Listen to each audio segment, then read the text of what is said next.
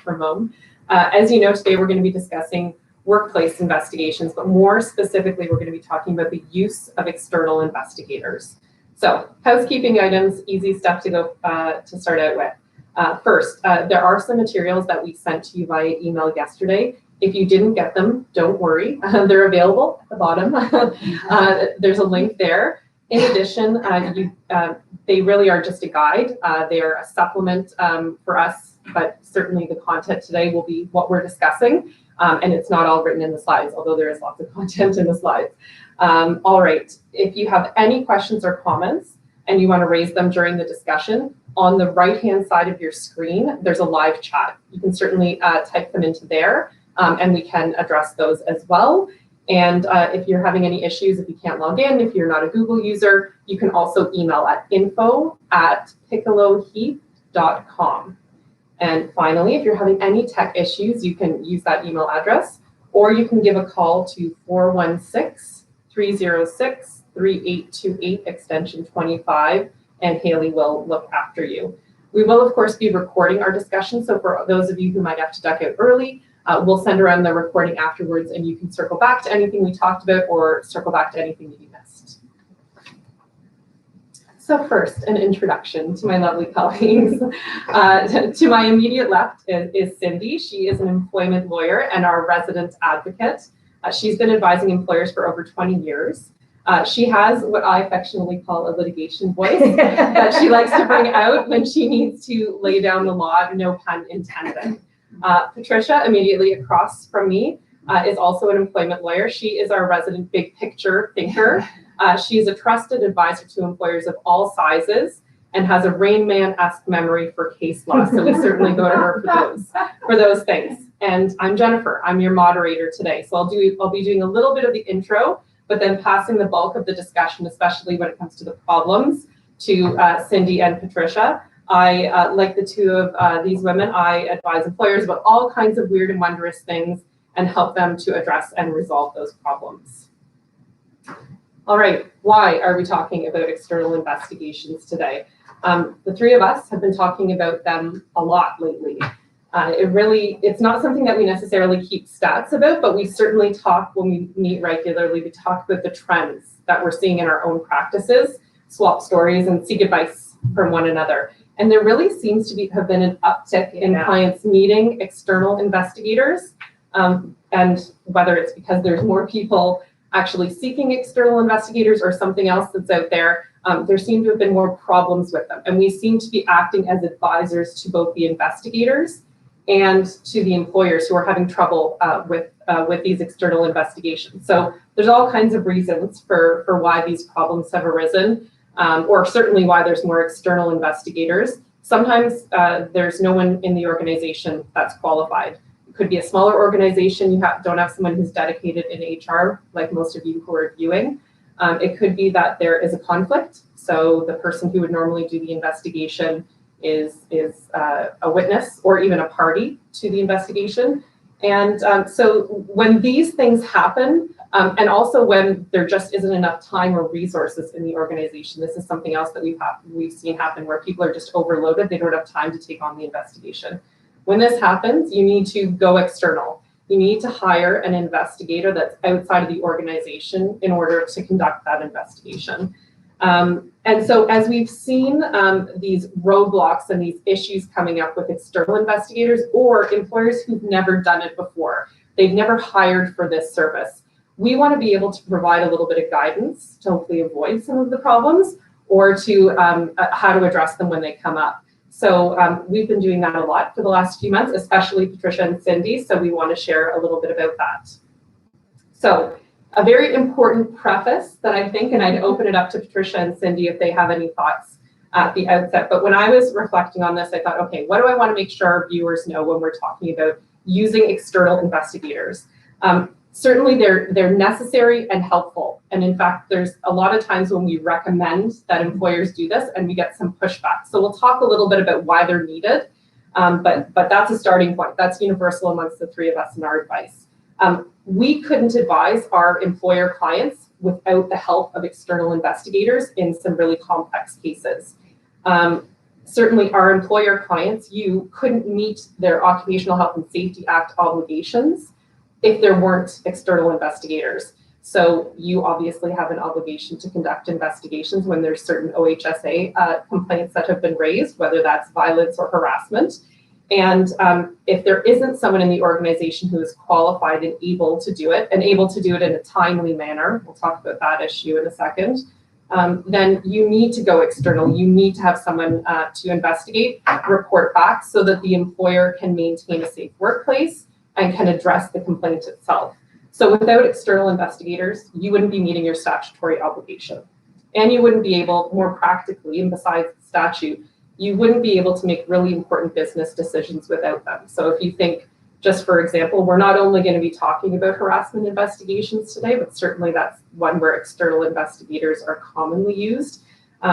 If you have to make a big decision about whether you're letting go a very senior or long service employee because of an allegation of harassment, that's something that you want to make sure that decision is sound, that everyone in the process has been given due process and the opportunity to provide their input and their evidence, and making sure that you have a skilled, able, neutral investigator is critical. So for many of you, and as I said earlier, hiring an external investigator is not something that you do frequently. And you don't necessarily have a roster of people that you would use as an external investigator. So that's where we so often pair with our clients to advise about who should you hire, what should you be looking for, and helping them navigate that initial process. We're certainly not the one conducting the investigation, but we do chime in at the outset, during the investigation, and then certainly at the end when the findings are delivered. All right, I'm just going to take you briefly through the agenda, which is on the slides. But the things that we're going to be talking about specifically today are when you're hiring an investigator, what are the criteria that you're looking at? What should you make sure as you're in the hiring process? Then we're going to talk about, Cindy will speak to how to prepare for an investigation and how you partner with that external investigator to make sure that they're on the right track. And that you're minimizing your costs and minimizing issues that could arise. Because of course, whenever you have a third party coming from outside the organization, they need a point person. And that's so often probably going to be those of you watching. We're going to talk about, because we're lawyers, we love things in writing. We're going to talk about the things that you should have as well in a retainer agreement or in some kind of agreement as between you and the investigator to make sure that everyone is on the same page, literally. And then the meat of our webinar today is going to be the common problems that we've seen. So Cindy, Patricia, and I kind of put our brains together about the issues that we've seen over the last few months, but of course throughout our careers when it comes to working with external investigators. Some of these issues similarly apply with internal investigators too, but there's a particular nuance to it when you're dealing with somebody who's a third party to the organization. So specifically, that's going to be when you have an investigator who has a lack of expertise. Hopefully, if you hire properly, you won't have that issue, but it can happen. And how do you address it? Once you're halfway through an investigation, you can't pull the chute. What to do when there's delays, either on the part of any of the parties or with respect to the investigator as well. What to do about cost. That's something that can be really prohibitive, but ultimately you have these statutory and other obligations to do these investigations. How do you deal when the costs are getting out of control? And then what do you do at the end of an investigation when you receive a report where the findings are either unclear, insufficient, or I would add to that, and hopefully we can touch on this because I've had this experience, where they're overbroad, where the investigator goes outside of scope and gives you something, I didn't ask you to comment on that. That can be a big issue as well. Finally, we're going to talk about what happens when you have an ineffective investigation. This advice applies when you're doing an internal investigation as well. But I think, again, there's a specific bent on it that happens when you're dealing with a third party who's giving you something that you can't use. What can you do about it? But more importantly, what are the effects if you leave it as is? All right, so hiring the investigators. So just to set the scene, which is the scene for the rest of our discussion today. When you're hiring an external investigator, it's because you are the person who has been tasked with that responsibility. Hopefully you're tasked with it because you have knowledge of this. Sometimes we have owner operators. Sometimes we have people who are in payroll and become default the de facto HR person. And this can be something that's really difficult. But anyways, we think that it's great that you've been put in that position. You've been given that honor and that responsibility, and we're here to partner with you, of course. But you're the decision maker. You're the person who is hiring an outside service. But the reason that you're hiring someone from an outside party to do the investigation is because you've determined that there's no one within the organization that can do it within a timely manner, that has the skill to do it and the experience, and that isn't in a conflict of interest. So that's the stage today. You've gotten to the point where you've determined you can't do it internally, you need to go external. So when, lucky you, the winner is in that position, when you need to be selecting and retaining an investigator, there's a few things that we think that you need to be looking for. And this, again, is probably analogous to a lot of other hiring decisions that you make, and a lot of other procurement decisions that you make. The first and foremost for us is experience and skill set. There are a lot of people out there who hold themselves out as investigators. I can imagine that you guys have both seen that in your practice. And growing. And growing. Yes, growing. And I think one of the reasons for that too, and just to take a bit of a digression here, is there is a huge need. We've reached out to external investigators, people we've worked with before and that we know of who do this kind of work. And sometimes they're not available for months. And we'll talk about that time. But so then you're just looking for somebody, but you can't just look for a warm body, right?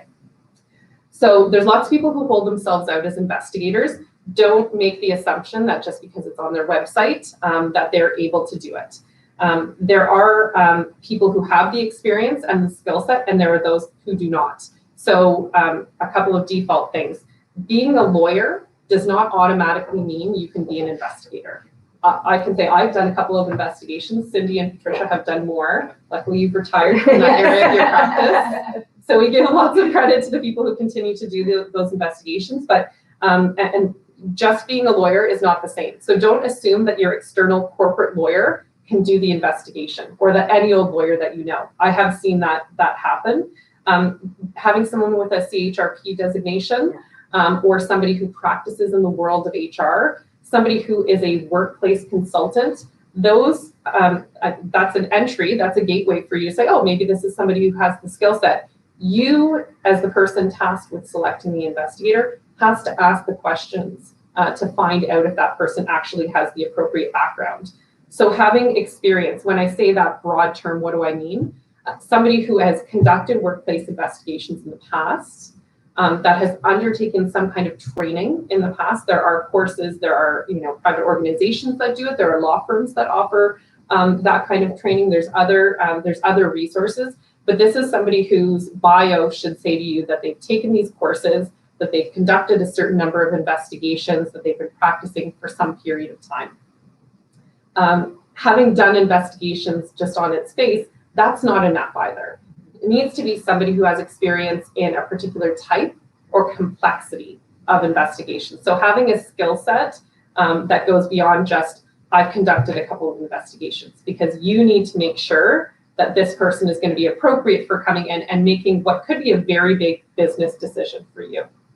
I would just add to that, because I've seen before situations where individuals who were policemen or police investigators get their CHRP or become, consultants, and indicate that they've had experience doing investigations and so on. But keeping in mind, they've had experience doing investigations on the criminal side of things, which is very different than doing a workplace investigation, harassment, or otherwise. And their style of doing those investigations and asking those questions may be very different than what is needed in the circumstances. So again, not making that automatic assumption that because they were a police officer and did these investigations, that they're the right person for the particular situation. Yeah, I think there are certain badges of credibility that people may put on their website or on their bios that are determinative of whether they will work. And of course, you have to look at what kind of circumstances you have, what kind of investigation you have. And in fact, having someone Of course, somebody who's done interviews in the policing situation, they've got great interview experience, and there are some times when that would be very valuable. In fact, in other situations, it could be the opposite of what you need. And we'll talk a little bit about those nuances as we go forward. Just also the type of, going to your comment about the digging a little deeper behind their skill set, the type of organizations they've worked with. Doing an investigation for a family business for a harassment claim is very different than doing an investigation for a multi-site national organization for a harassment claim. And the nuances of the type of business you actually have and work in also goes to play in terms of the investigator's experience. Yeah, and so I think the takeaway for viewers here would be that before you select an investigator, look at what kind of complaint do I have. And it's not just a matter of saying, I have a harassment complaint, I have a conflict of interest complaint, I have a discrimination complaint. It's looking at it and saying, I've got a discrimination complaint involving 8 employees and 1 respondent. They are located in Calgary and Toronto, and I've got a number of languages that are spoken. Like, you have to think through what are the unique circumstances here, and then ask the investigator about those things. How would you deal with it? Are you willing to travel? Because if you think, and if the investigator thinks it's something that's really going to be a credibility assessment, doing a Skype interview or a phone interview might not be appropriate. If you have an investigator who is unable or unwilling to travel, they might not be the right person for it. That gets a little bit outside of the point, the experience and skill set. But I think a really good example, and has become very front of mind recently, is people who have experience with sexual assault cases. If you've got an investigator who has never dealt with a sexual assault complaint, who has not had some kind of training in trauma-informed interview techniques, that's probably not the right person for you. So again, asking those questions about the background of the investigator are key. You cannot assume that this person, because they're an investigator, has the right skills. To Cindy's point is, and sort of building on that, having some knowledge of the industry. So a lot of investigations are OHSA investigations, and it's really just a matter of he said, she said, she said, she said, right? It's just a matter of credibility, and it doesn't have to do with the broader implications of, what kind of business are they in? Are they in insurance? Are they at a brokerage? Are they working on a manufacturing floor? But where it does come into relevance, where it's, again, a breach of a policy, or where it's bullying on the basis of someone's work performance, if you don't understand that industry and what the two people are talking about in the lingo, the investigator will be lost. And then it touches on all of these other points that we've referred to, which is you're going to have additional cost. You're going to have findings that might be insufficient because the person doesn't understand. You're going to have delay. So having an investigator who has a particular background in banking, whatever your industry is really important. So it may not be necessary in every instance, but at least put your mind to it before you start interviewing the investigator. The other thing that can happen too is if you have an investigator that doesn't have experience in the industry and they come in and they're saying, oh, can you explain what that point was to me, to the people they're interviewing, they lose credibility, which is something that can be attacked down the road when they're attacking the findings. If there is a finding that leads to a termination for just cause or some kind of discipline. Knowledge of the workplace. This one actually can go both ways. So it can be very helpful if the investigator has knowledge of the kind of workplace or the specific workplace, right? I might not have worked in a factory that builds widgets, but I know about manufacturing generally because I grew up working in a factory, or because I've conducted an investigation there, or because I worked in my early career there. There's all kinds of reasons that the investigator might actually know about it. On the flip side, if the investigator is too tied to the workplace, they could be in a conflict of interest, and it could be an actual or a perceived conflict of interest. So I think it's really important to ask the questions, some eliminating questions as you're going through, especially if you're in a larger organization.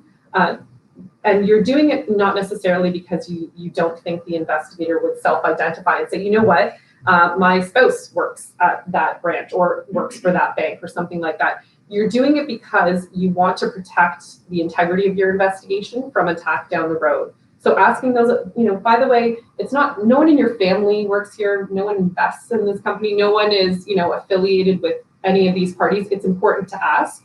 And especially if you have an investigation that involves outside parties, like a client or a supplier or something like that, you've got to make sure, similar to how we work, right? Mm-hmm. If we're taking on a matter, we do an internal conflict check.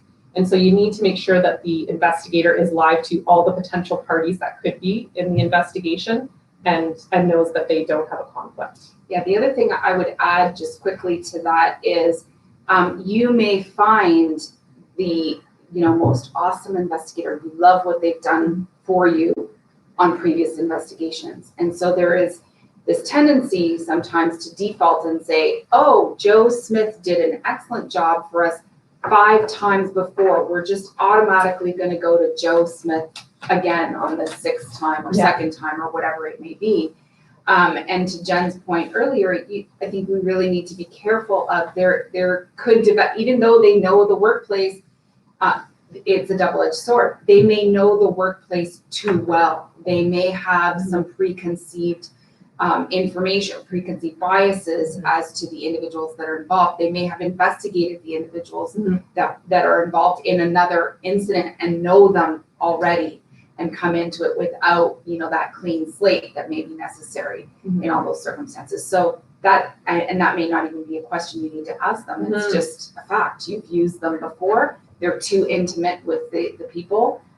They may bring a certain bias to the table that you don't want. Well, yeah, that's a reason why you actually may go from inside to an external investigator. So why wouldn't it be a consideration when you're choosing the external investigator? Exactly. And just to put some context around that too, I agree with all of your points. I think there is value in having a roster of external investigators and having people that you can use and that are pre-approved so that when the time comes to pull the trigger, you're ready. These people are pre-vetted. And that you have people available if someone isn't ready. And you can use an investigator, the same investigator, multiple times, but you always have to put your mind to this question. Do they have knowledge of the parties? Is there any reason they would be seen as biased? So there's 2 last points that I want to touch on before we move into Cindy's discussion about the actual prep, a little bit of a checklist for you in preparation for the investigation. So an understanding of the legal process is really important. I haven't said that you need to hire a lawyer,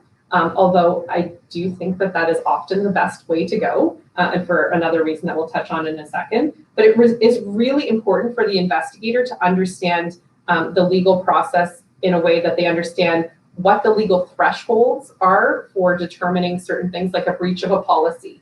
Instead of just saying, did this person breach the policy about conflict of interest. Instead of just looking at it in that very myopic way and saying, did they do that? The investigator will also ask the key other questions that you will need to make decisions from an HR perspective, but then also consequential legal decisions, which would be, did the employee have knowledge of the policy? Is the policy enforced broadly? And how serious of a breach was this? So I think it's really important that that the investigator actually have an understanding of the legal process, preferably a lawyer, but certainly that they understand all of the steps that could arise from any of their findings. And understanding, moreover, not just the breach of policy, those kind of things, but understanding assessments of credibility. That, to some extent, is a legal determination. Of course, we use it in day-to-day life as well, but understanding hearsay. Understanding the validity of certain kinds of evidence. That is really important because those are questions that will ultimately be asked about the report and about the investigation process itself. One other thing that comes up with understanding the legal process is actually understanding accommodation.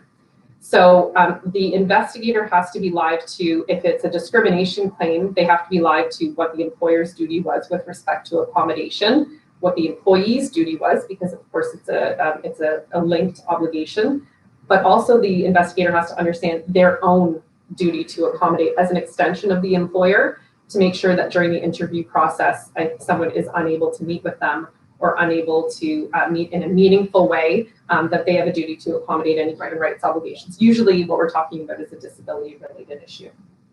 I'll touch on this briefly, but then I'm going to ask Cindy to give a little bit of a point about it as well, which is issues regarding privilege. And I'm going to say this loudly for the people in the back. Just hiring a lawyer to do the investigation does not mean that your report is privileged. And so just to make sure we have a baseline here, privilege is like uber confidentiality. It is a confidentiality that covers communications between, there's lots of kinds of privilege, but communication between a lawyer and their client for the purpose of giving legal advice. That is privilege. That is protected. A judge can't compel you to share that. Another party can't compel you to share that unless you consent to it. So the kind of privilege that we're usually talking about, or that is usually raised when we come to reports, is the report itself, are the discussions behind the report covered by solicitor-client privilege? If that investigator on their own is not acting and giving you legal advice, which they shouldn't, we can't advise the employer and do the investigation. That's a conflict. If that investigator is not giving you legal advice, on its face, that report is not covered by privilege. It doesn't mean that you need to produce a copy of that report ultimately to the complainant or the respondent or anyone else. You might eventually have to, right, because of an obligation by the Ministry of Labor, if they impose that, or if there's litigation, you might have to produce it. But assuming that you have privilege and using your communications with the investigator as though they'll never be produced or never be seen is a huge mistake. Yeah.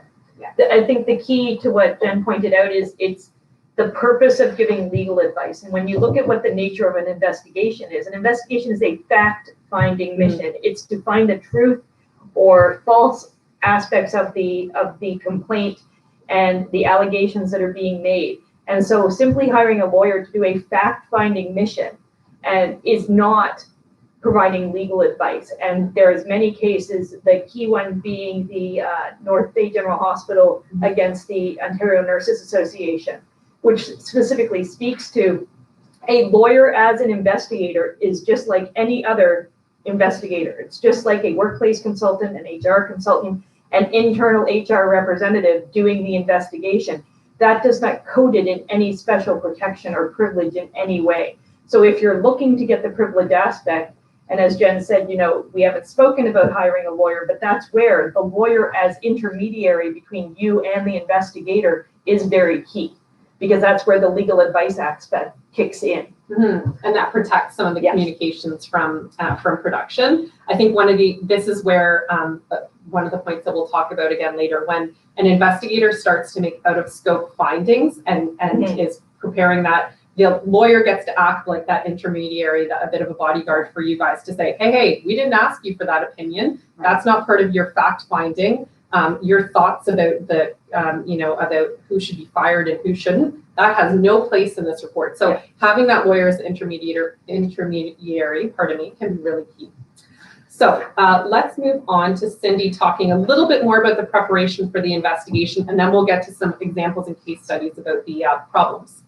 Okay, so as Jen pointed out at the top, one of the things we're going to be spending a lot of time on in this morning's webinar is talking about common mistakes. And a lot of those common mistakes can be easily addressed and dealt with right off the top in the initial preparation of the investigation. The preparation for the investigation, of course, starts before you even hire the investigator. So taking one step back from what we've just been talking about, you've received a complaint or somebody has come to you to advise that something's going on in the workplace and brought it to your attention.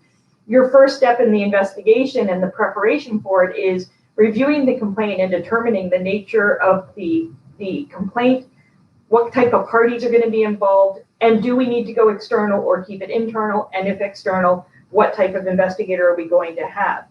But the next big key thing is to make sure you're complying with your internal policies. A lot of the cases, the courts and the tribunals talk about how it's great that you may have a policy, but if you treat it up nothing other than a place taker on a bookshelf and you don't actually apply it or bring it forward, it's completely useless, and I can still find you liable for extra damages for not following it.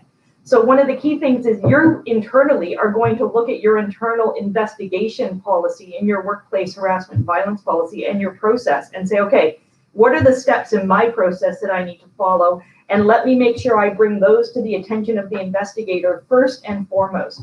So when you hire the investigator and after you've done the retainer letter and laid out the nature of the scope, what are the things you need to do internally to prepare and then provide to the investigator to prepare? The first of those things is any policies. Your workplace harassment, violence, discrimination policy, for sure, because that has your investigation process.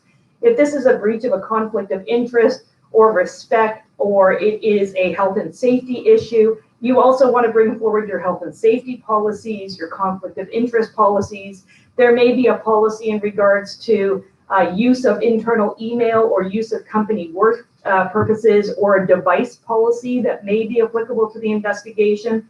So take a look at all of your policies and make sure anything that's relevant is provided to the investigator before they ever meet with a witness, because that's part of their background to make sure they understand the context about what this investigation is going forward in.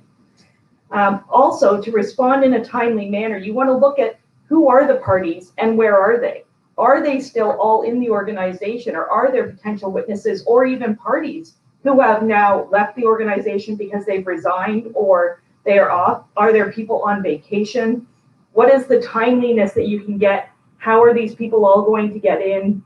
And how long do we think this investigation is going to take? Is it a one-on-one, just the complainant and the respondent needing to be interviewed? Who do we think might be the likely witnesses or other people involved, and how many are there? And then also considering, where are those interviews going to take place? Sometimes it's okay to have those interviews in the workplace. Often you want to have those outside the workplace. One, because you don't want the distraction of everybody looking, seeing the investigator walking into the boardroom past everybody, right, and sitting in there and then, looking above their desk to see, oh, he's still talking to her. They've been in there for 2 hours. Sometimes you want to make sure that those are being conducted outside. What arrangements need to be put in place for that? What arrangements need to be put in place for the parties in terms of any accommodation, or in some very serious cases, removing one party from the workplace. And once you've removed them from the workplace, had them, work from home or put them on a paid suspension pending the investigation. How do you get them back, and how do you arrange their interviews as well? And just to pause on 2 points that I think are really important. One is with respect to doing interviews outside of the workplace, which is often not always a good option. Working with your investigator to see, do you have external space? Yeah. What's the charge if you're booking? Who makes the decision about where you're booking? Because I think those are things where, as opposed to someone internal who will just know, oh, we always use the Holiday Inn around the corner when we do things like this, knowing, oh, we should use the Holiday Inn around the corner. That's common. That's not going to freak people out that we're using it. And we have a good rate there. That's one of the things that should be asked. Yeah. And then just with speaking about removing people from the workplace, I think an important point is that sometimes there's going to be a little bit of back and forth between you and the investigator at the outset. They might do that interview with the complainant, and they might come back to you and say, this person is really not okay. They're not giving you legal advice, but they might give you some insight, like this person was unable to cope during the interview, which means that you may want to make a decision about taking the person out of the workplace. So I think that's part of the theme of what we're going to talk about, which is the back and forth with the investigator. They're not your advisor, but they will get insights throughout the investigation process that you and your lawyer should be listening to. The other big step in preparing, or the employer, not from the investigator. You acknowledge the receipt of the complaint with the complainant and advise them that there is going to be an investigator. And hopefully at that point, you've already retained somebody. So you can advise them about who the investigator is, and that investigator is going to be reaching out to them directly to speak to them about arrangements to meet. Likewise with the respondent, you actually communicate as the employer with the respondent to say that you received the complaint, an investigation is going to be held, and you will be advised by Joe Smith. They're going to contact you directly, and here's what's going on. If you have any questions, obviously you're the one who's going to answer them at the initial stage. And then you're going to communicate and work with the investigator about the communication thereafter that comes from the investigator, introducing themselves to the parties. That again, this is where the work interchange and constant working that you have with the investigator. When you have an external investigator, it's not simply that you retain them and then you wait 3 weeks and the report comes in. This is a constant relationship that is going to be ongoing throughout the investigation. And I think to that point, Cindy, there are also certain, as you mentioned, certain communications that are appropriate from the employer and certain communications that are appropriate from the investigator. One of the very critical pieces of information that needs to be communicated, I think, from the employer is the ongoing duty of confidentiality, right? So you will likely have workplace policies that deal with confidentiality and an obligation for employees to keep things confidential. You're going to want to directly remind individuals that are participating in the investigation process that they're to keep both the process and the content of what they discuss with the investigator confidential. And in some cases, you may elect to have them actually sign confidentiality statements, and those would not, they may be presented by the investigator in the particular meeting, or you may choose to give them ahead of time, but they should be something that's generated with either from you or your legal counsel and given directly to the employee, but not something that the investigator generates. Yeah. Behind the scenes, my final point on preparation, behind the scenes, something the investigator cannot do is when you first receive the complaint or it's come to your attention, and particularly if you know the scope of the nature of the complaint, sometimes there are steps you have to take internally to ensure that there's document retention or that records are retained and not damaged. So if you receive a complaint from an employee, for example, that they're being bullying by way of email from a coworker, one of the things you're going to want to do is work with your internal IT people to lock down the email evidence so that it's preserved for the investigator to see and nothing gets destroyed and nothing gets altered in any way. That's something you do to help prepare for the investigation. That's not anything the investigator can do themselves. And that ties directly into the confidentiality piece again, because your IT people may not be part of the investigation or witnesses, but they are certainly going to become aware that something is going on if you're asking them to, sort of lock down pieces of information. And so confidentiality in that respect is key as well. Yeah.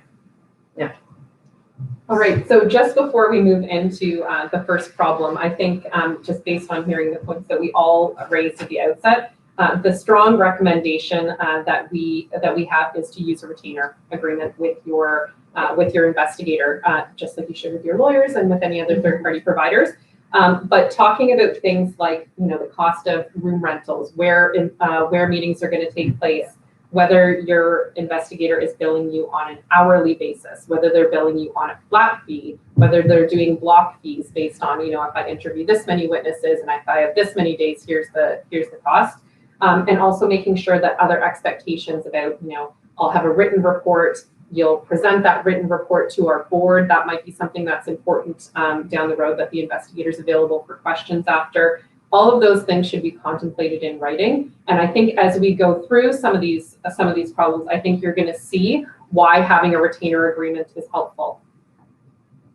Yeah. One of the things I think when we're looking at effective investigations as well, you'll want to have, and in preparation for the investigation, you want to have your own little checklist of the things that you expect the investigator to do. We've provided that very brief little checklist. It's slide 7 in the materials, and it's titled Effective Investigations, the Process. And so you'll see there's little check marks of, you want to make sure that that both you and the investigator have advised the parties about the process, that they interview the complainant, that they share the allegations with the respondent, and our advice is always, ahead of time, as opposed to at their actual meeting, interviewing the respondent, interviewing the witnesses, putting contradictory evidence to the parties, and then preparing the report. So this is your little, your checklist is as they're going along in this investigation, have they done all of these things? Because you'd be surprised the number of times they don't or may not note. I think this also goes to the point about these are not directly stated in, but they're all derived from an Occupational Health and Safety Act obligation and the bulletin that the Ministry of Labour has put out. If these things aren't happening, then you have someone who doesn't understand the legal process and you haven't hired well. you can manage that, and you have to manage that if the investigation's already underway, but that goes to hiring properly at the outset. Yeah, just a quick comment. I know you've mentioned the Occupational Health and Safety Act, and this is equally true for human rights complaint allegations. Quite often, human rights complaint allegations fall under the Occupational Health and Safety Act as a form of harassment or discrimination. It's not always the reverse, because it has to be based off the grounds of discrimination or the grounds of protection in the human rights code itself. But these are equally applicable to human rights investigations. And in fact, if you do not follow an investigation process, a tribunal is going to ding you at some point for that failure. Right. So we wanted to go through the first scenario, or first case study. So let me just read it to you very briefly. It's in our materials. It's at slide 9 out of the 16.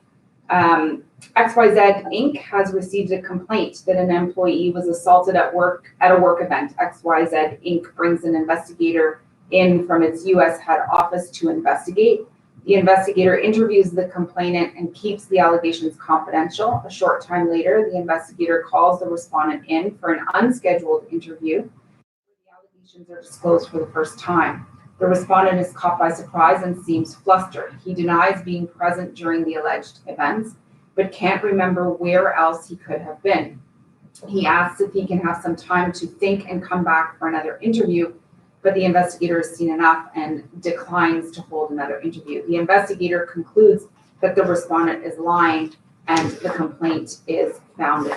So, baked into this scenario from our perspective are a number of different concerns and issues. First of which that jumped out to me as we were thinking about this is meeting the respondent without having advised them in advance of the meeting, without having provided the allegations ahead of time so that the person could be prepared for the meeting. And, many years ago when I was doing investigations at the very onset of this sort of new movement within the workplace, it was very common to do the surprise interview, sort of see what the reaction of the individual was on the spot. And thankfully, things have evolved to the extent that, we're looking at fairness, and I'll use the capital F, procedural fairness. And the view is that it's not appropriate, to do that anymore and to put someone on the spot, because their reaction on the spot may not necessarily be indicative of the truth.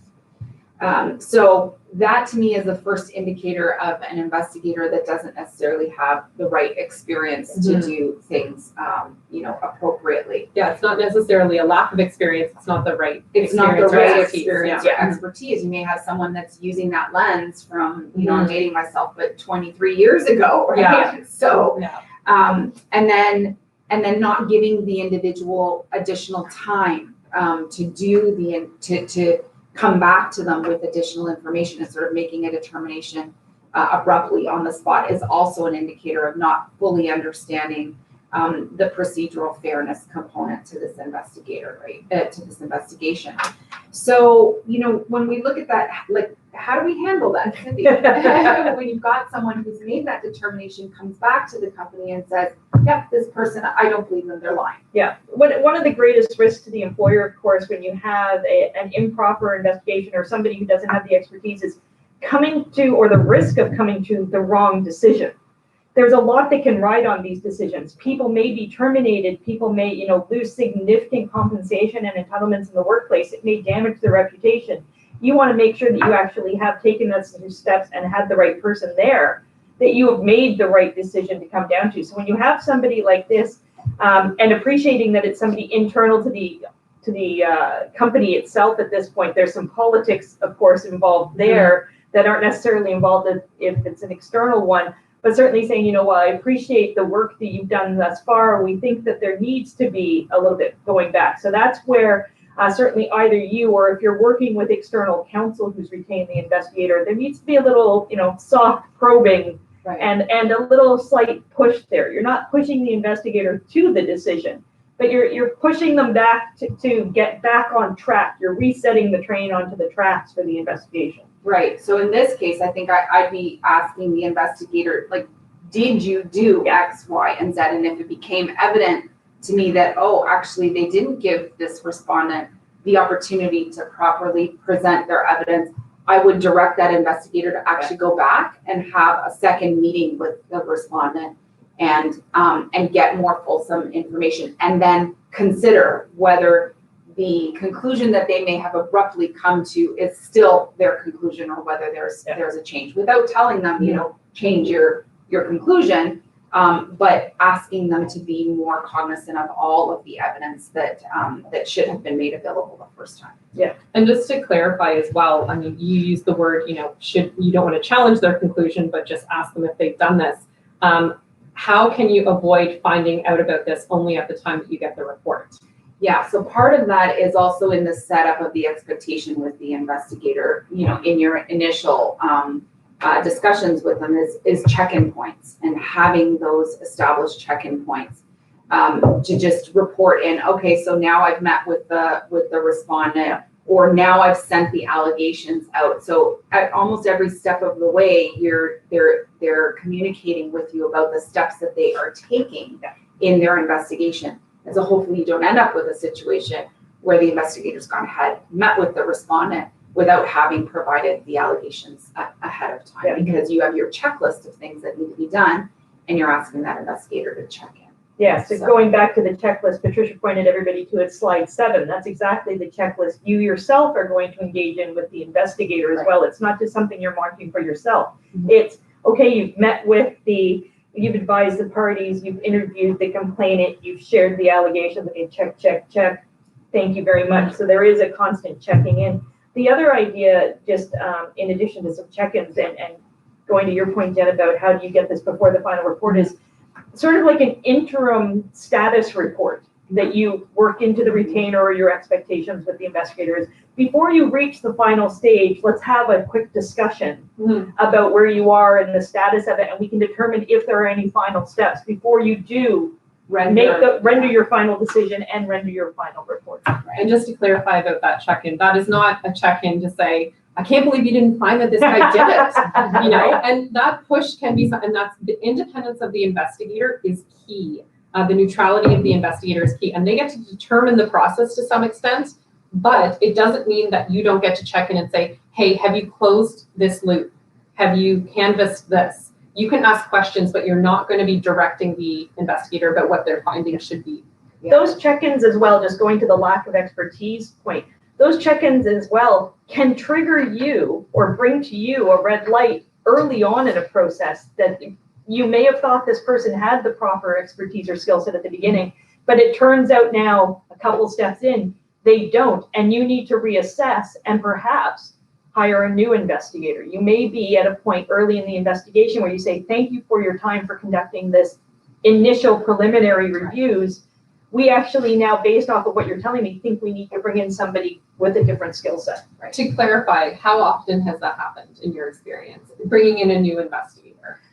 Not very often. Yes. If I've seen it, we've gone from an internal to an external, not between two externals. Right, and that's what I just wanted to clarify, is that that is a very rare outcome. Yeah. It is an option, but it is certainly not your automatic or a common option. Yeah. Yeah, and then a third option, of course, would be as opposed to having someone start the investigation all over again, and this is even rarer, I think, than having a new investigator come in, is having another investigator review and assess the investigation. I have had that happen probably once. It's not a nice process to have to go through, but sometimes, like in this one case, it was necessary. Because there were offshoots from the original investigation that hadn't been covered, and so we needed a new set of eyes to come in, review what had been covered, and then move on with subsequent. And you can appreciate that's an increased cost, that's delay in getting results to the respondent, so it adds difficulty to the workplace, so it's certainly not an ideal outcome. Again, hire properly, monitor throughout to try to avoid some of these problems. Yeah. So, all right. So all of these sort of lead to the possibility of a delay in timing. Yeah. Right. And so how do we deal with those types of situations? Yeah, so the Occupational Health and Safety Act obviously includes in its requirement, its express requirement regarding investigations, that you investigate in a timely manner. It doesn't define what timely is, and that depends on the circumstances, but there are certainly situations where you want to make sure you're operating as timely as possible. You're going to have an expectation of the initial timing again during the preparation phase based off of how many witnesses you believe may be required to participate in the investigation itself. But you want to make sure that you're moving forward, because if you don't, the risk is that there's a court or tribunal somewhere in your future who's going to say, no, Mr. Employer, you didn't do that properly, and here's the cost result to you. So when we look at some of the potential delays in terms of what it could be, certainly delays in the investigator are something you as the employer manage. Ultimately, you as the employer are responsible for the timing of the investigation, not the investigator. The investigator tells you at the outset they're not able to start anything for a week, or they can do the initial investigation meetings on Wednesday, but then they have a mediation or they have other things to go to a week later. They're not going to be the right investigator for you off the hop necessarily. So look at the initial retainer of the investigator and then go to there. And then you may have some delays in terms of the witness availabilities or things like that. We've laid some potential delays out on slide 11 of some examples of where delays may come in. And again, always going to Patricia's point of the capital F fairness in investigations. How can you actually look at these? Now, some are beyond your control and some are completely within your control, whereas we've said here acceptable and unacceptable forms of delays. In a worst case scenario, you're going to have witnesses who can concoct stories or change their evidence if you do not move in a quick manner. So you want to make sure you've captured the best evidence to support your finding in the end, and make sure that you're getting the freshest evidence, the most available, the best recollections. People move from organizations. There could be somebody about to retire from your organization who's a key witness, and you want to make sure you capture that evidence before they leave the organization, for example. So you want to make sure that this goes on. And then, of course, make sure ultimately even the people who aren't involved in the investigation are watching the investigation. And so you want to make sure that the right level of awareness in the workplace is maintained, and that there's not unnecessary disruptions to your operations or your work environment. I think that raises, a question or an issue, something to consider that popped up as you were talking, Cindy, for me, which is you may have a workplace harassment policy or an investigation policy that dictates a certain timeline, and that sets up an expectation for employees within the workplace. If your policy says, investigations will be conducted, as quickly as possible, and in any event within 30 days.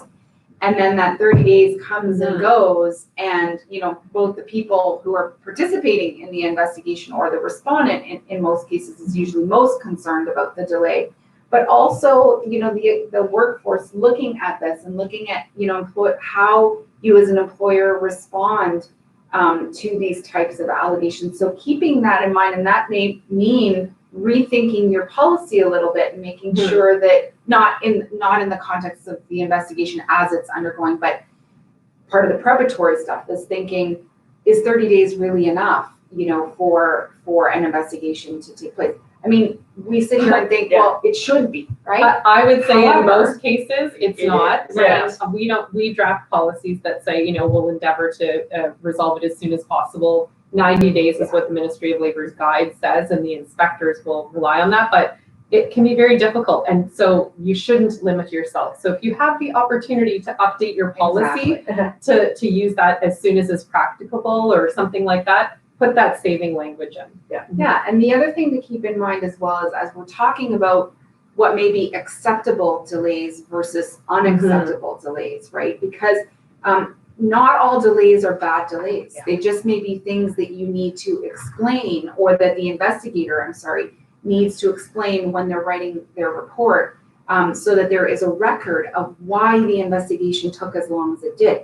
It may be because there's a concurrent police investigation going on, and so you're standing down waiting for the not to interfere with the police investigation and allowing them to do what they need to do. It may be because you have a complainant or a respondent who is out on a sick leave and they're medically incapable of participating in the investigation. So you may have to wait until they're well enough to participate. And I'm careful when I say that because it's usually complainant or respondent. If you have a witness who is out on a sick leave, that may or may not, depending on the situation, be a reasonable delay. Things like, the investigator's going out on vacation and therefore, needs to take a pause in this, that's not going to be seen to be a reasonable excuse for delay.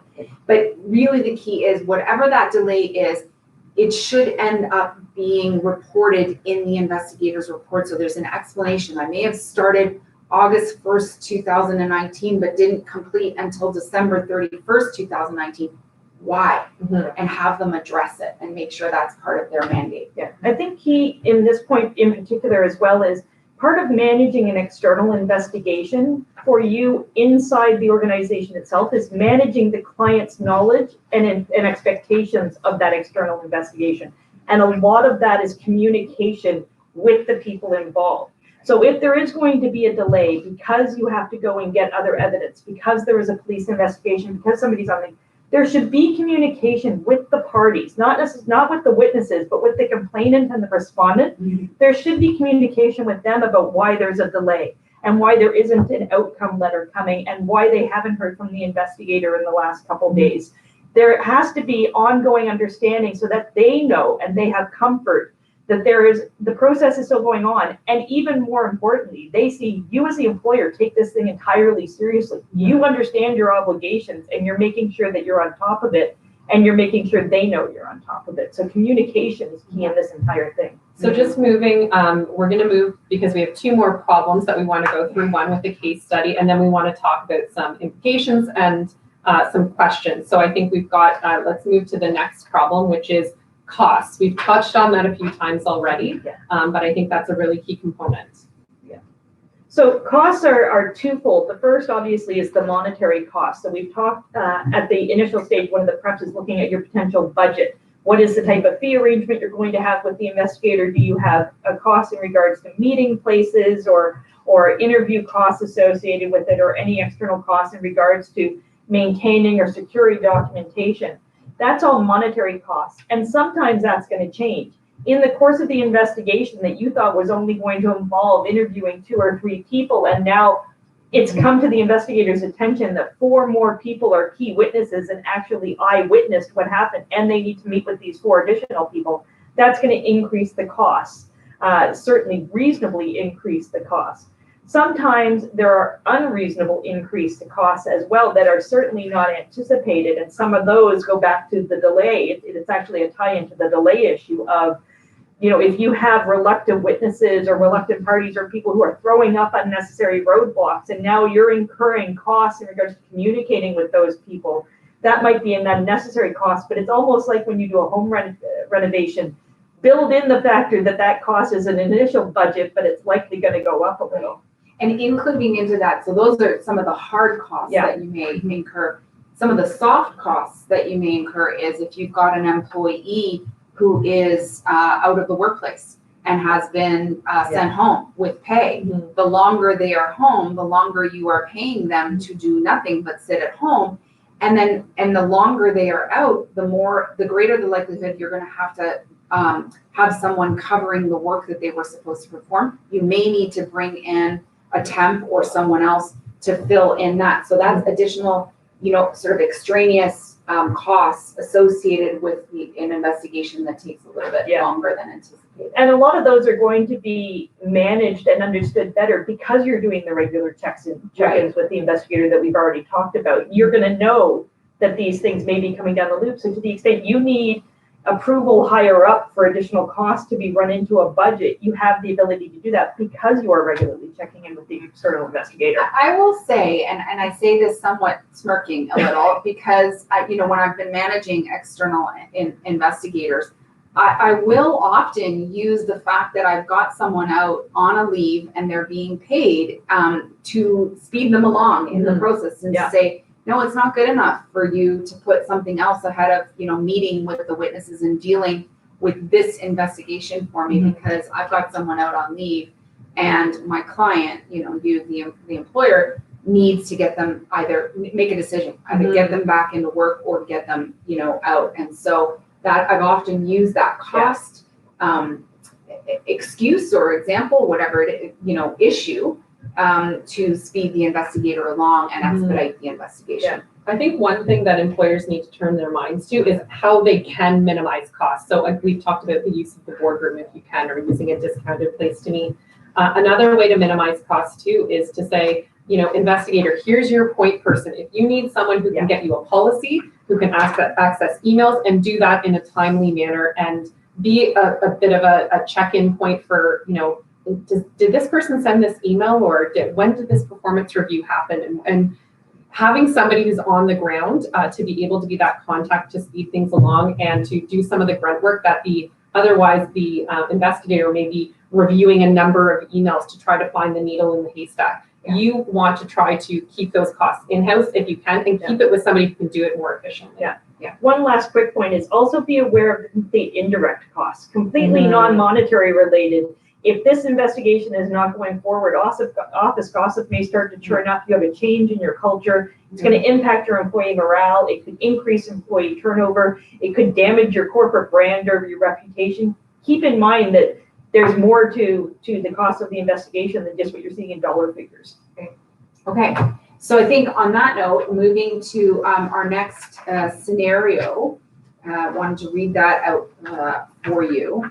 And so this one is with respect to insufficient findings. I think it's really important and hopefully with the guidance we've given you today gets you to the point where you don't get there. But when it happens, what do you do? So to Patricia's case study. So this one is an employee has complained to ABC Inc. that her coworker made a discriminatory remark. Investigator D conducts an investigation. She interviews the complainant and the respondent. They each tell a very different version of events. There are no other witnesses and no documentary or video audio evidence to corroborate either person's story. The investigator D writes a report saying that he is unable to reach a conclusion because the complaint is a he said, she said, with no evidence to prove what happened. And so these no evidence, right? No smoking gun is all you need, right? So big, sort of echoing some of the things that we've said before.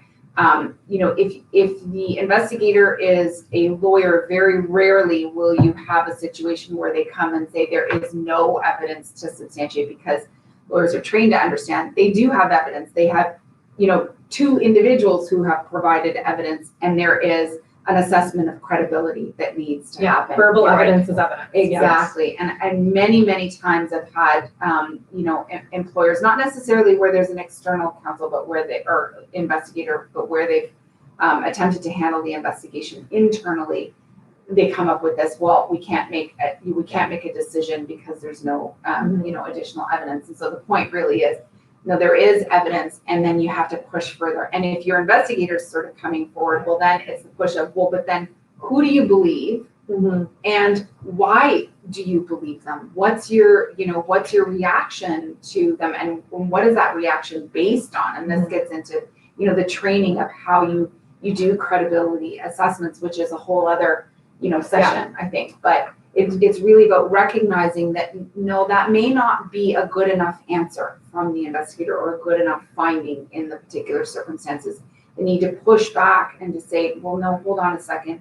You uniquely, investigator, are in a position to make a determination on who you believe and why, and who you don't believe and why. And we need you to make that determination. This goes back to, if you have an investigator that has the right expertise, they'll be able to do this. It also goes back to the interview that you should have, that initial call with the investigator. If you know that it's just based on interactions in one meeting, one of the questions you need to put to the investigator is, are you comfortable making findings of credibility? Yes. Yes, they should say yes. if they hum and haw, then if you get that weird feeling, then that's not the person, because that's going to be the core of your investigation. Right. And so, and heading into, you know, what they've included in their report, you need to ensure that there is that discussion of credibility and the backup for why not they believe someone or not believe someone, right? So It's as a parent, I actually think of this common problem very similar to when you ask your child at the end of the day, how was school today, or what happened today? I don't know.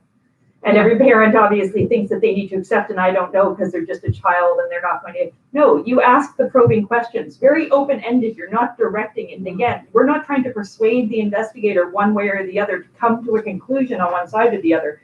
We're probing in an open-ended way to get them to reach a conclusion by asking questions or directing them around what an effective investigation process includes. yeah, I've often encountered situations where, you know, verbally, if I'm having the conversation with the investigator and I ask them, well, you know, what's your gut reaction? Like who was lying to you and who wasn't? They're very able to tell me verbally, well, you know, my gut reaction is, you know, this one's telling the truth and this one is not. But so then why, right? And sort of probing and getting them to go, you know, to go through that. While, you know, they may have been inconsistent in their, you know, in their presentation of evidence or information. They may not have had as good of a recollection as the other one.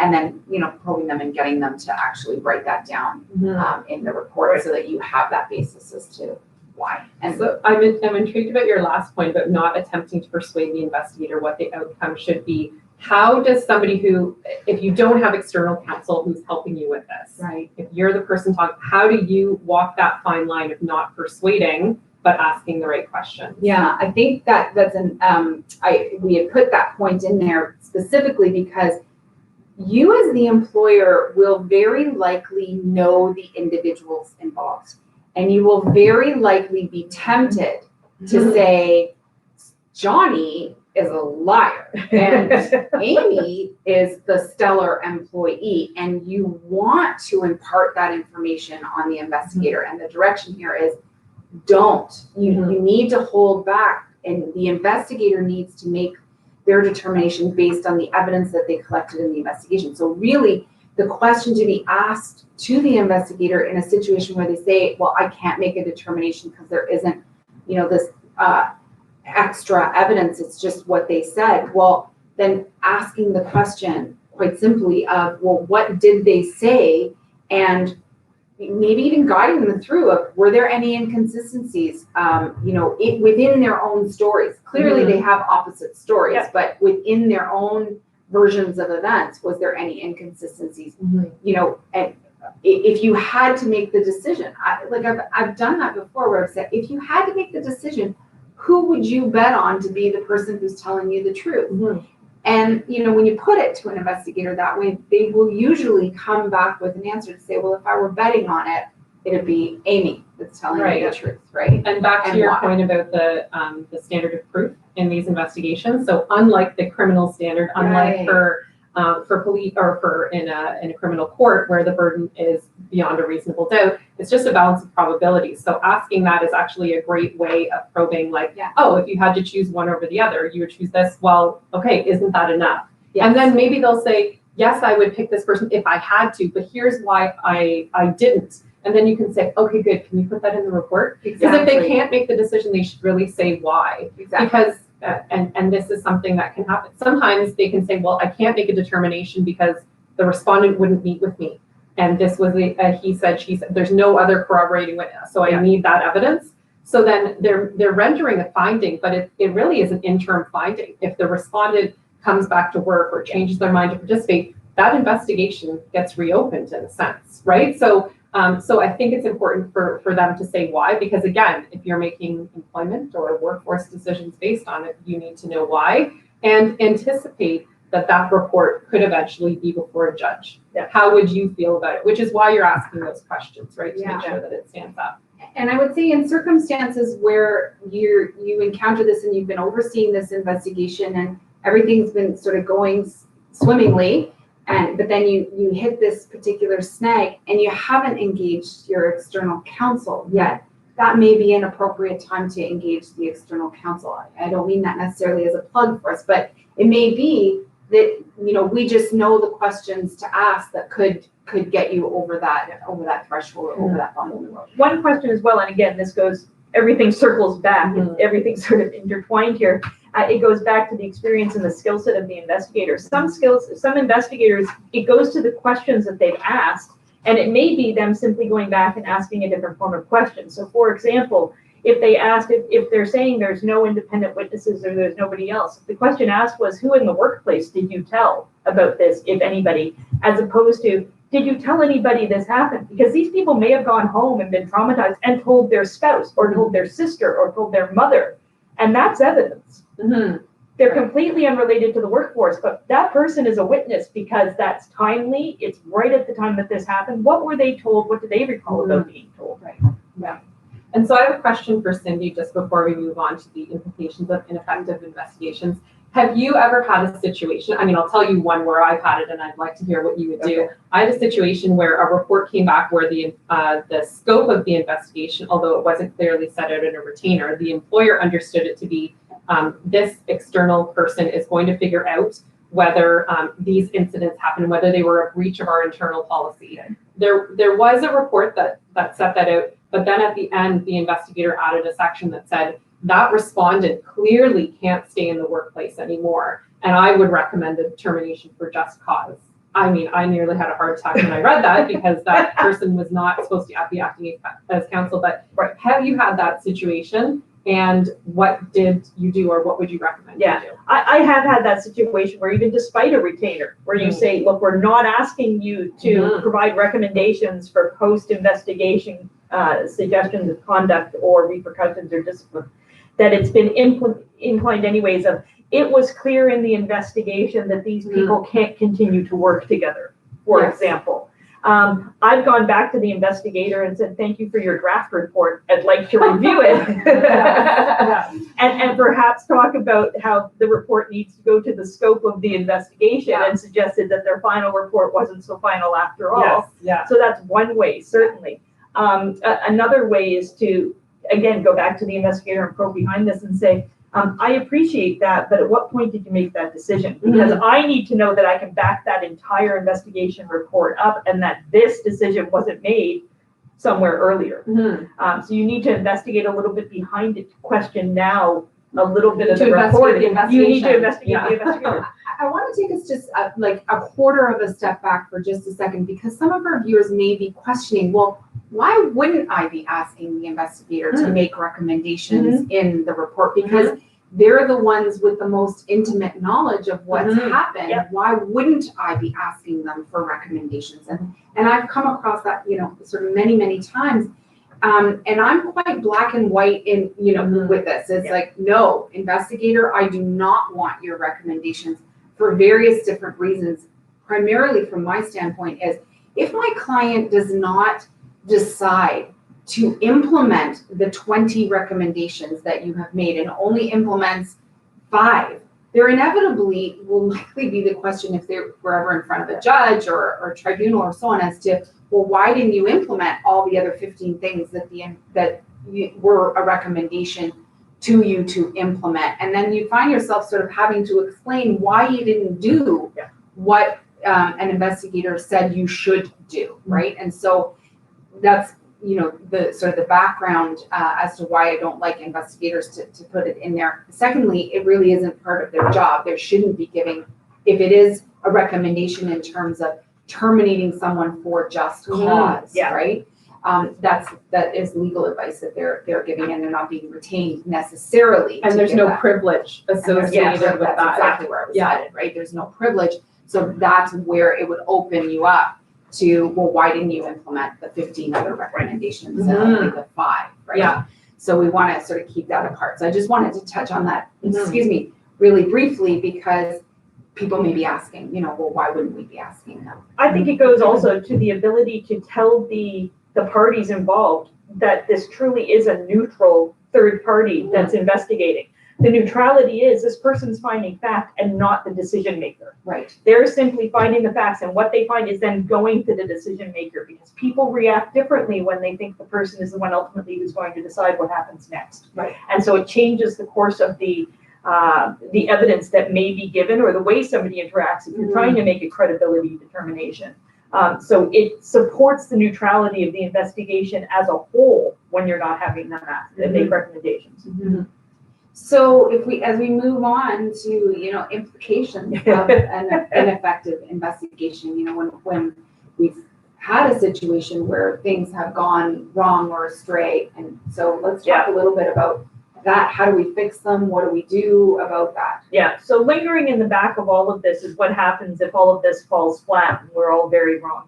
And the risk, of course, not only the ones we talked about already in terms of cost to the organization of the investigation, but also the indirect costs in terms of your employee morale and relationships, is there are potential external public exposures to the company in the terms of court actions, actions for wrongful dismissal, actions for inappropriate investigations, actions for damage to reputation, actions for anxiety and stress as a result of the investigation and the manner in which it was conducted. So you have court actions available. You have tribunal actions available. Simply because you've done an investigation does not prohibit people from making a claim to the Ministry of Labor that an investigation was not done or an inappropriate investigation was not done.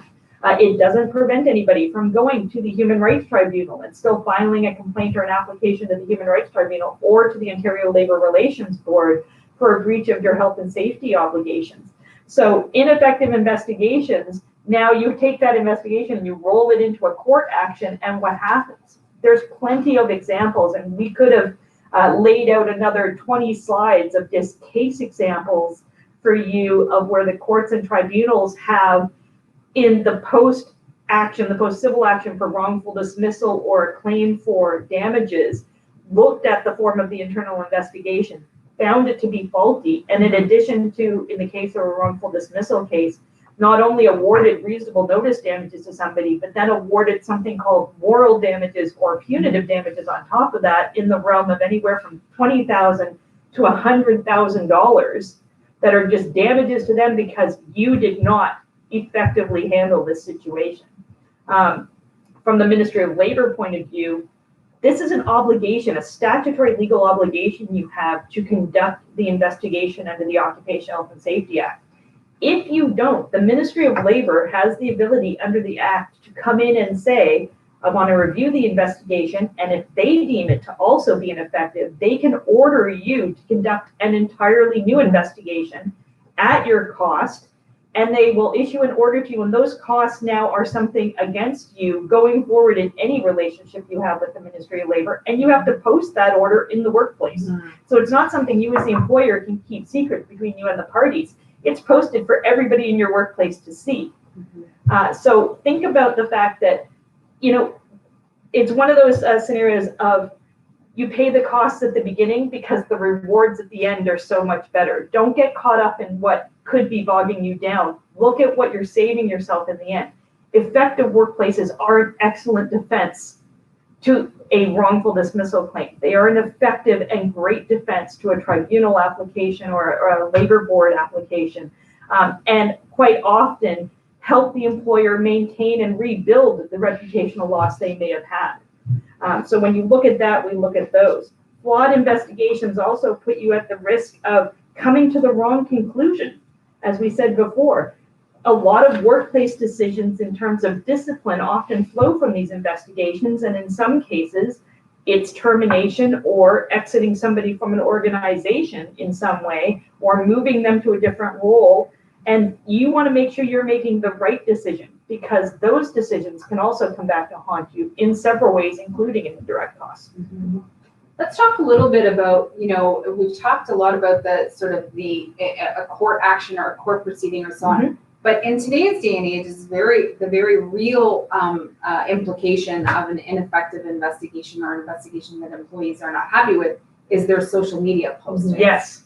Right. So or media, right? Or media in general. Yeah. Right? And so sort of thinking, So I think a lot of the steps that we've talked about in setting up an investigation appropriately and setting those parameters in place, in ensuring that, you know, procedural fairness is given to all of the parties and making sure that your investigator is doing all of the appropriate things, could go to mitigate a situation where an employee goes and complains publicly about, you know, how poorly the investigation was conducted or how badly they were treated, you know, through the investigation. Or at least if they do, which is, it seems like it happens so often these days, you have a good defense and you can get prepared for that. Right. We have a few audience questions. They're sort of rapid fire questions. So I'll put them to both of you. We can put a buzzer in the middle of the answer. Can an employer sue an investigator for a bad investigation? Great question. Yeah, most retainers actually, similar to mediators, in fact, often talk about the siloed effect of the investigation itself. You do not often see people going back at investigators and suing them for an ineffective investigation, primarily because ultimately you're responsible for managing anybody you hire or retain in the first place. So if it's ineffective, it's going to fall back on you as to what steps did you or did you not take to make sure that it was an effective investigation. I can say I've never seen an investigator named by the company. I have seen investigators named, in my opinion, improperly by the party bringing the claim against the company. Like the complainant or respondent for wrongful dismissal, everything gets lumped in. Yes, I have seen that. And in most cases, the company is going to want to stand behind the fact that they had an investigation because it's in your interest to make sure that you show you've complied with your obligations. So by going back and suing the investigator, the question becomes, I think it's a catch-22 really about what is it you're trying to prove. Well, and the damages would really only be to the extent that the employer is on the hook for a decision that arose out of the investigation. Right. So it would be hard to say that the investigation itself was so poorly done if the employer didn't manage it properly, didn't do a further investigation, because the buck stops with the employer. Absolutely. At the end of the day. Yeah. How much should an investigation cost? Oh, great question. and in the typical lawyer way, I think the answer is it depends. Yeah. I think it depends on a number of different factors, right? It depends on the complexity of the issues that you're dealing with. It depends on the number of individuals that are involved. It depends on the stakes of the investigation. If it's a high stakes, high risk, like if it's the president and CEO of your organization that has been accused of sexual assault, there's going to be a much more in-depth, I would imagine, investigation that needs to take place, and therefore more costly investigation. So near impossible to assess the costs of an investigation, up front, and to make a blanket statement to say each and every investigation should cost, $5,000. It just simply doesn't work that way because there's so many factors to take into consideration. But you can ask an investigator for a quote at the beginning, as we discussed. You can talk to them about what the parameters are and what the scope of their investigation is, so that at least you can get a handle on what this is going to cost you. Hands down, I will say, going to an external investigator is going to be more out-of-pocket actual cost than doing it internally. I call those more sort of soft costs because you're already paying the person who's your employee to do it. But if you were to take the time the person spends versus the amount that you're paying for the investigator, in all likelihood, the costs are going to be comparable. It's just that they're not added costs because you're already paying. Well, and you're talking about the direct costs as well. If you have someone internal who can't do it quickly or can't do it well, then the implications down the road, an MOL order, constructive dismissal complaints, wrongful dismissal complaints, could be more expensive. Right. So and I mean, the crummy news is that in some investigations, it can cost tens of thousands of dollars. So avoiding the need for investigations by managing your workplace well, of course, as Cindy was saying, is the right thing. So another question as well, can/should an investigator provide recommendations in a separate report from fact-finding final report if the client requests it? Have you guys ever dealt with that where you have separate from an investigator? I have both formal and informal. So I've had those situations where I've had the conversation with the investigator afterwards and done it more as an informal discussion type of report or debriefing, as it were, with the investigator. And I have had cases where I've gone back and said, okay, based off of all of this, give me your gut feel. And yeah, if you can put it in writing just so I have some points. Again, they're not making the decision for me. It's a little extra information for me, completely separate and apart, but it's coming as their opinion or their gut, not their findings. Right, yeah, and I've done the same. My preference tends to be that I have them communicate it to me verbally as opposed to there being anything in writing. So then that way it's my notes of the conversation that I had, and it's back to that solicitor-client privilege of what's in my file and asserting sort of confidentiality. Well, and the other important point of that is that Patricia is going to be the one making recommendations and partnering with the employer to make the decision about what the implication should be based on the facts that were found. So, all right. So I think Patricia may just have to step out. Myself. But I think one last question that I'll put to Cindy as well. And that I will put, then we can just go over some of the final tips. So the last question would be, when should you retain a lawyer versus an HR consultant as the investigator? So again, this goes back to the very beginning discussions, which is you have to look at what is the nature of the complaint and what is the scope of the investigation you're trying to do. The nature of the complaint quite often is going to help guide you as to who the appropriate person is.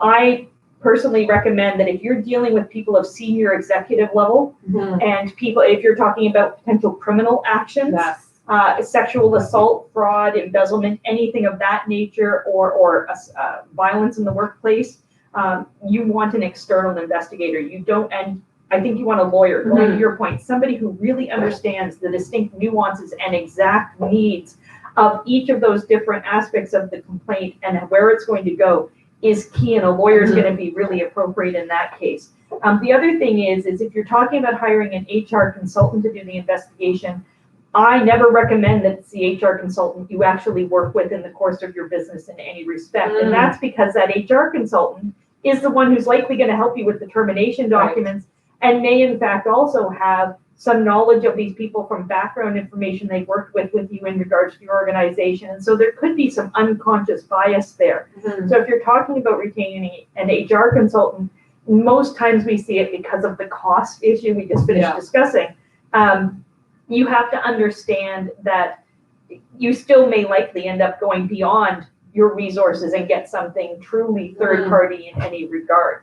There are certainly cases where an HR consultant is perfectly appropriate. If it's simply a one-off, relatively light, and I say that not that you don't take it seriously, but again, given the nature of the complaint, harassment complaint or a bullying in regards to that at first blush without making any decision appears to be like a performance management issue or a personality issue, HR consultants may be exactly the appropriate type of person that you have. But again, that doesn't take away from the fact that these people, regardless of whether it's a lawyer or an HR consultant, still need the same skill set, still need the required expertise that you're looking for.